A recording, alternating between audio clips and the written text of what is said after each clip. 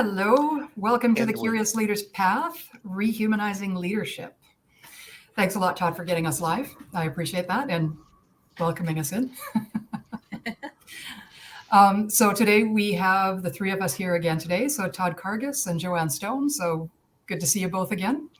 good to see you too. And we are talking about rehumanizing leadership. So Todd and Joanne, how do you define what rehumanizing means? Why does it matter? And what's the impact of us having lost this humanizing element in work? Thought I'd come out with some triple barrel questions. That's a big one, Kat. I gotta get all three in my head. There will be a test.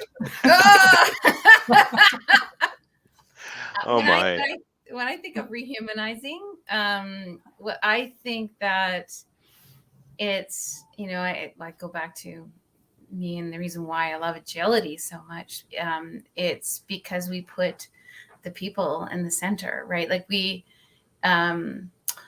really listening, we're understanding, we're understanding the emotions of each other. We're really connected. We feel like we're belonging. Like it's not transactional. How about I put it that way? Mm-hmm. It's actually, it's having great conversations with each other and really deeply understanding and connecting with each other and showing up with all the emotions. So rehumanizing is like welcoming all the emotions and all the great connections and all that stuff. And to me, doing it purposely. And it's almost like you want to do that even more than profit in a way, right? For the company. But if it's a way to kind of think of it to allow it to happen, you're thinking of the how. But that's what comes up for me for rehumanizing. Yeah. I'd echo that, Joanne. I think for me, it's sort of when we show up with our humanity in relationship with other people, then we recognize that, like us, those other people have struggles and concerns and challenges and whatever, and things that we may or may not know about. And when that's true, then we can create an environment for each other which is safe. Right? Like safe to work in, safe to, like free of existential threat for the sake of, making mistakes or something like that. And we all know that when we've got teams that work in that way, like from a place of safety, then they're more likely to experiment. They're more likely to be innovative. They're more likely to try new things. They're more likely to discover, solutions to challenges that otherwise would have been obscured. So that's, I mean, that's kind of why it's important from a business lens. From an I like going to work lens, it's important because I want to show up to work with people, not robots. Yeah. And I would echo what both of you have said, which is, you both use the word connecting. And really, ultimately, that's what we're designed. So again, coming at it from the perspective that I normally do, which is the research on the nervous system that I've done, which is ultimately we're tribal animals and we survive by being tribal animals. We don't survive individually. So we're programmed to actually be in community with other people and feel safe, to echo that word that you used, Todd. And if we don't, and that's really what psychological safety is, it's often talked about in terms of what companies need to do for psychological safety. But what we don't talk enough about is we need to feel safe with each other, not because there's new rules in place and, we're not going to be punished, blah, blah, blah. Like, I mean, all the formal stuff, but we truly, genuinely have to feel like we're in a safe environment. We have to feel the safe environment. It's not just what we're told, right? And to me, that's sort of a lot of what rehumanizing is recognizing that we are driven by our nervous systems primarily. We're not driven by our brains primarily. So the rehumanizing is really this reconnecting at a nervous system level. And so that we're safe, and Joanne, you use the word welcoming, right? To me, that's all kind of the same thing. I think we're all talking about the same thing, just in slightly different ways. Yeah. And then, go ahead. No, what's fascinating to me about what you're saying, Kat, is that it's almost, I agree with you, because so many of us live in our heads only, right? Like everything is cerebral. And what I hadn't thought of is that living in our heads, being cerebral, prefrontal cortex, thinking brain thing all the time is, I mean, certainly it's a part of my humanity, but that's the mechanism by which dehumanization can take place. And that's really interesting to me. I hadn't thought of that. Yeah. And just to extend that a bit further is, this dehumanizing is basically disaggregating, right? It's Yeah. separating the brain from the body, separating the brain from the rest of our nervous systems. Yeah, and really the head brain is only a part of, and it's actually not the most important part of our nervous system and our human functioning. Yeah. That's so cool. See, the one thing that was coming up when you're talking, Kat, was the feeling of belonging. Mm-hmm.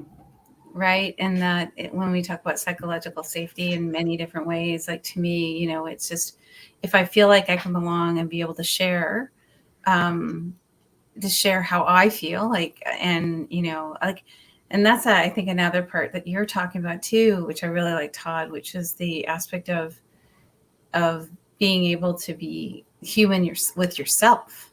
Mm-hmm. Right. And, need to be able to do that in order to be working with others as well. Right. So the feeling of belonging and the feeling of understanding oneself and how oneself works and being empathetic with oneself is important as well. Mm-hmm. Right. And it starts on that. That starts the healing journey in my Mm-hmm. mind. Right. Yeah. It's interesting because, when we think of a dehumanized workplace, and when I think of a dehumanized workplace, I think of like the example that comes to me all the time is in corporations where we talk about teams and we measure them in terms of how many resources are on the team, when really what we mean are people. And I think and I think what's curious to me, what I'm curious about is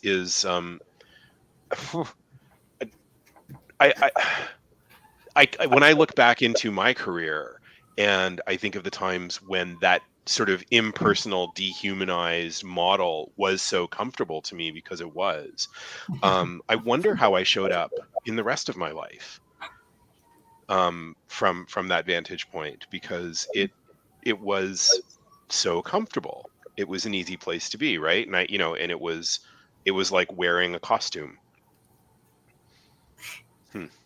Well, it's interesting, right? Because it's like this process, right? The process to this repeatable process, right? Mm-hmm. And we have a repeatable process, then we feel safe with it, and it's all Mm-hmm. great because we can define its outcome, and Mm-hmm.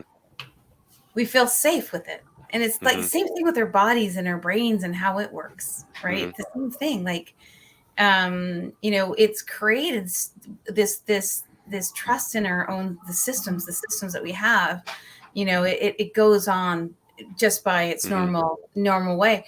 And what we often will do with our we'll let the systems go, but then when all of a sudden we get challenged, we get scared, right? Mm-hmm. And we want it, like it's this inherent thing where we want to have a system Mm-hmm. so we can trust it, so we can feel safe. And Mm-hmm. so I guess what I'm trying to say is we do that internally within our own selves, and we do it within the corporations, right? And any changes to it is scary.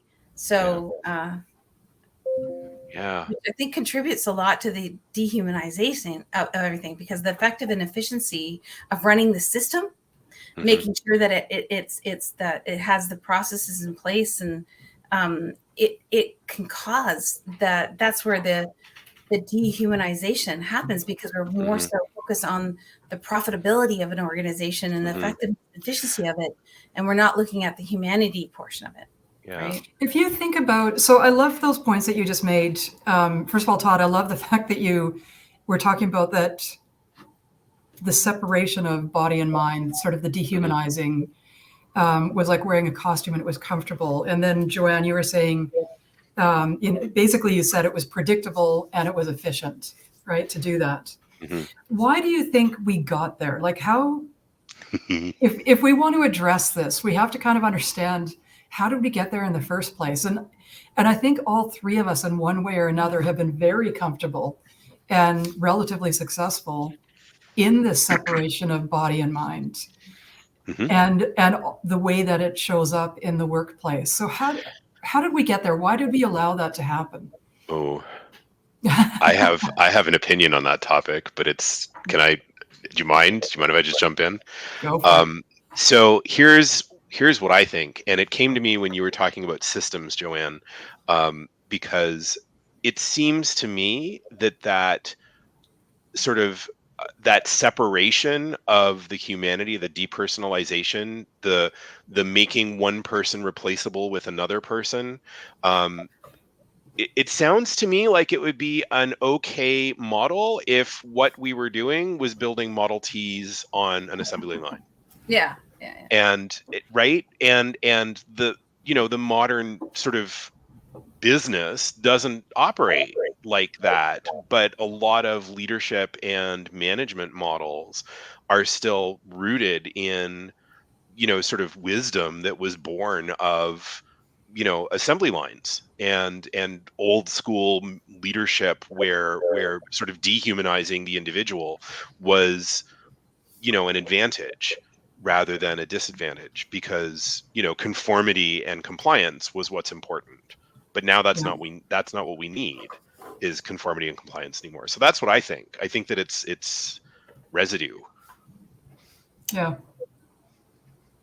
I guess for me, I start to think of way, way back in time when, we separated from the planet and we separated from being one with the planet. And at that point in time, anybody who is considered medicine or who used the earth in any different shape or form to heal or whatever the case may be, they were persecuted as witches, right? And I think at that particular point in time, it's like we lost touch with our like the humanity of working with others, right? At that, like it's just like as soon as we started to, put that person as worth is no longer worth it, right? I think that's when it all of a sudden became an acceptable thing.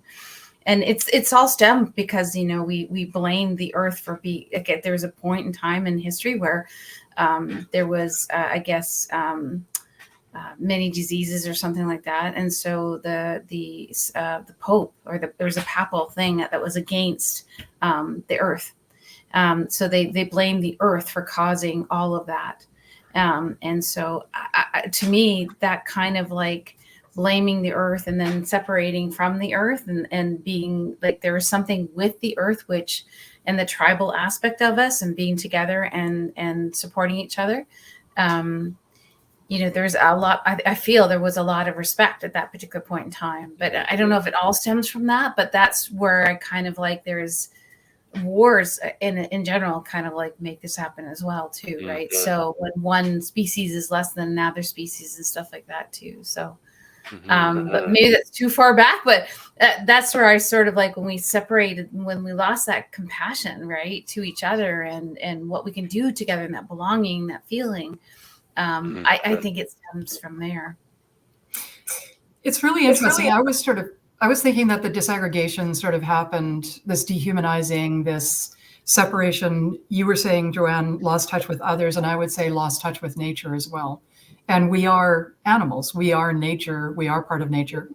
But somehow I was sort of thinking it was like in the last 100 years that we started thinking of ourselves as dominant and dominating the environment. But no, I mean, you just made a really good point. This has been hundreds of years in the making. And the separation of everything has really been hundreds of years in the making as well. The separation of body and mind, the separation of church and state. To some extent, these moves are probably really healthy and really positive. But we've gone too far with it now, right? With the dehumanizing, the separation from nature, the abusing nature, the assuming that the earth is infinite in its resources and everything else. So if it goes back that far, and Todd, I also really like this idea of, that the way it's expressed itself is that we're sort of treating humans like parts in a factory or like parts of a Model T. Hmm. And I think that's sort of like the result of where we are. And I always think of if we want to try and solve the problem, we have to be ready, willing, and able to solve that problem. Hmm. Yeah, we have to be ready in terms, usually that's an external force that we're in pain. And I think we're kind of in pain, if we're looking at I come from British Columbia, I've lived in Alberta, and we've got the smoke today in Ontario or we did earlier on, the smoke from the fires in Alberta and Hmm. Ontario. That's quite the distance for the smoke to travel. Hmm. It's not like a little puff of smoke. So we're having very constant evidence of the earth being, the climate basically being overtaxed. The fact that companies can't get enough employees and keep employees. The fact that there's such a crisis of depression and anxiety and withdrawal, and people really having poor social lives, and those are all documented. Like those have been documented now for the last 10 years. So given where we're at, and given that this has got such a long history, we've got the willingness now, or some people are starting to be willing because of these external factors. Hmm. How do we actually get to the point where, sorry, that's the ready part, the trigger. Then we need to get to the point where we're willing and we're able. We need to have the competencies. So what are the things that you see that leaders need to do? And Joanne, you made the point earlier on, not just to rehumanize their leadership and their teams, but they have to start with rehumanizing themselves. Yeah. So how do we do that willing and able piece? Mm. Or feel free to answer that question in whatever you want, but how do we respond? It's big. Like I mean, okay, so that's the understatement of the year. But it's, well, no, and it's funny because, I only went back, as far as, you know, line manufacturing to come up with an answer, right? And you both went back much, much further, and it totally makes sense. And the scope of the challenge became so much larger when I thought about it from that perspective, because it really kind of means that there is little to no, oh, this is going to sound terrible and this is going to come across completely wrong, but here I go. Little to no accessible wisdom that a lot of us can access, that can go to without, you know um without straying really far away from the mainstream, which is really challenging for a lot of people. And whether that means, accessing indigenous wisdom that we like that normally I would not have access to as, as someone who is not indigenous, or whether that's about, sort of straying off into, forgive me for this, the things that might be considered woo woo, right? And so, who, okay, so what's coming to me as I'm saying all of this is really, like, I think the answer is, and here I go, like, the answer is curiosity, and curiosity about, right, about those other things, because it really has to start with a recognition that the wisdom that I possess from my lived experience isn't sufficient to answer this, and that's a hard reality. Maybe that's the starting point. What comes up for me is there's some unlearning that needs to be done. Mm-hmm. So I think that the reason why that there is also a lot of this dehumanization is because it's the science led facts, right? It's always been like they couldn't, there's no science around emotions, and emotions, they really couldn't quite, dissect someone to see what an emotion is, right? So it's like they couldn't actually see it. They could feel it, they could do it, but they didn't know. I don't know if they had all that scientific facts, but going to science is logical, right? It's very logical. It's easy. Mm-hmm. It's all that stuff. And it's like, yeah. So what I think is that the unlearning that this is the only thing that matters and that there is this whole system. And I love that you brought up woo woo, because you know what? More people are bringing up woo woo. They really are, right? And it's beautiful, and it's becoming more acceptable to actually start to talk about, the woo woo aspect, whatever that woo woo is, right, for you. But I'm seeing more of that, which is a good thing in the workplace, is that we're actually able to start talking about that. But the triggering thing, I think, that for people to start doing this, it comes from within. There has to be a problem that they're trying to solve, because if there's no problem for them, they're not going to search for it. So something has to hit them in order for them to see that, it's something they need to seek and figure out. Because I didn't start to seek out the woo part of stuff. Like, I'm a very logical person, always thinking with the mind. I never thought my body could sense things. Really? Oh my gosh. It's just like, oh crap, my stomach, my gut's telling me this. Really? I had no clue. Like, I had no clue that everything below here was such an incredible resource, right, of information. And I didn't realize how intuitive I was, right? And that's woo-woo. Like, it's so bizarre. But I think it's accepting it. It's not making it wrong. So that's sort of what's coming up for me, right? Is that leaders need to want to do it. And in order to do it is to really start to, acknowledge your own emotions. Yeah. And your woo-woo. You know what? I haven't thought about this, but Joanne, the science-led facts, that brings in a topic that I don't know if I'm going to remember all the words now from science, but there's a big argument in the human sciences, social sciences, business sciences, that we've gone too much into positivism or realism, which basically means things that we can measure, things that we can quantify. Yeah, oversimplified, but let's just make it easy. But we don't rely enough on the research that comes from nursing, sociology, teaching, to some extent psychology. Psychology tends to also be quite grounded in realism and positivism as well. And so this other side of things is called constructivism. And constructivism is basically where the answer to everything is, it depends, right? There's no measurable, there's no certain consultant. It depends. Exactly. And it really is, context determines so many things, right? Like, you and I can be in the same situation, but because we're coming with a different background, different experiences, different moods, whatever, we're going to respond quite differently. And the way that I respond today may not be exactly the same response tomorrow. So context really matters. So there's this argument that we need to do much more qualitative research, which sort of fits into the constructivist field. And I'm mixing up terms just for the record. So it's been a very long time since I've thought about the terminology from science. But we need to have a lot more of this qualitative, and there is exceptional qualitative research already. And there's a depth of research that dates back, when I was doing the academic research, that dates back more than 50 years, that looks into emotional research and studies.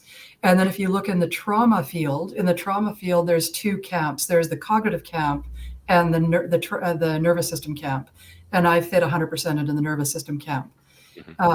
But they're not taken seriously because, we didn't have fMRIs when that started. And a lot of people who are traumatized don't necessarily want to go into the fMRI machines, right? So there's a lot of stuff that's kind of hard to research, but there is plenty of high quality research that has been done and published. But because it's constructivist, because it's, grounded theory, which means it keeps sort of building on itself. Sorry, I've got the shaft of sunlight is just on this side of me. So I've got the very white hands. And I like how you're in the dark and I'm in the exactly. Well, if I go, it's way too bright. Anyway, so the problem is we actually do have a lot of research that goes into emotions and the nervous system and historical patterns of behavior, but we haven't drawn on it, right? We don't accept it because it's not quantitative and because it is so much contextual, right? And a lot of people don't want that. And I think that's really sort of when we think about the root causes, I think it goes back to Todd, what you were saying is we want the predictability. And I think Joanne, sorry, you said this as well, is we want that predictability. We want the certainty. We don't want context and it depends. Yeah.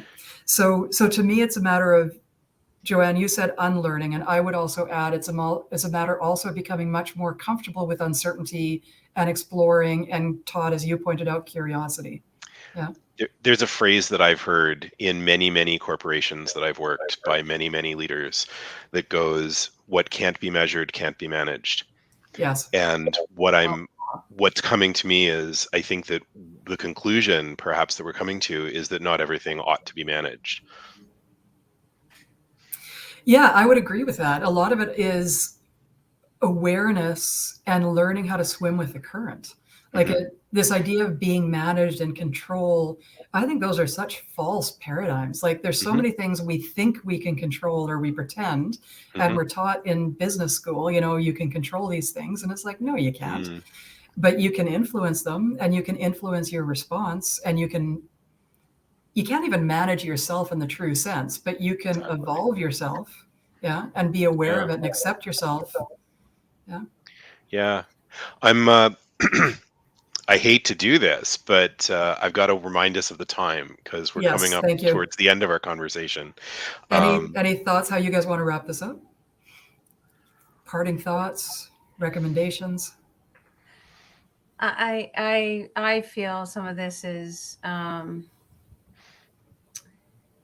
think it starts with oneself, right? So I really think that we need to start rehumanizing our connection to our own self, and being compassionate, understanding, what is it that we sense in our everything below your neck. We start working on that, and I think that would be really great to be able to grab information from that. So, and in a practical sense, what I've done within teams and organizations is I've actually asked the team after each sprint, right, if they're happy, mad, or sad, right, and the leaders loved seeing it. They absolutely loved seeing it, and I think that we can do things just like that, or even do check-ins, to check on how we're feeling for that day, like. Just there's many techniques from an agile perspective that we use in order to kind of like check in with our emotions and how we're feeling, and welcome that in, right? And know that it's going to be uncomfortable because we can't figure out and help everybody, but just it's okay, right? Let's start having that conversation is good. Yeah. And you know what shows up for me, Joanne, when you say that is that the one of the things you asked earlier on was we need to be clear on what problem this will solve. And the immediate problem to me that comes up in this is that people are more innovative, people are smarter, people are more satisfied, people are more engaged when they're connected. And we know this, right? Like the crisis that we have right now is a crisis of employee engagement. And it, from a business perspective, the value of rehumanizing is to re-engage the workforce because it's not going to work the way that it has in the past. Isn't that novel? Yeah. Yeah, and I would echo what you guys have said is it needs to start with ourselves, and we need to do it for ourselves. I mean, really what we're doing is we need to save our businesses, we need to save our society, we need to save our environment. There's a lot of things that really are in crisis, and they're in crisis because of all this disaggregation, which included dehumanization. And we can only start by fixing it. I agree with you, Joanne, with what you're saying, by really going inside and learning how to use our whole bodies, our whole nervous system, in order to really start reconnecting with ourselves, what we really need, reconnecting with others, and then reconnecting with other parts of nature and society and whatever else. Yeah. And the woo-woo. Don't forget the woo-woo. And the Exactly. woo-woo. Yeah. And you know what? Bruno's right. We could go on and on this one. This could go for much more than, I think there's a lot of content and a lot of stuff here. And I think we've just scratched the surface. Of Yeah. course. Absolutely. Thank you It's so delightful. much. Thank It was you. lovely to chat with you both again today. It always is. Thank you very much. Okay. And so we'll say goodbye now. Bye. Bye. Bye-bye.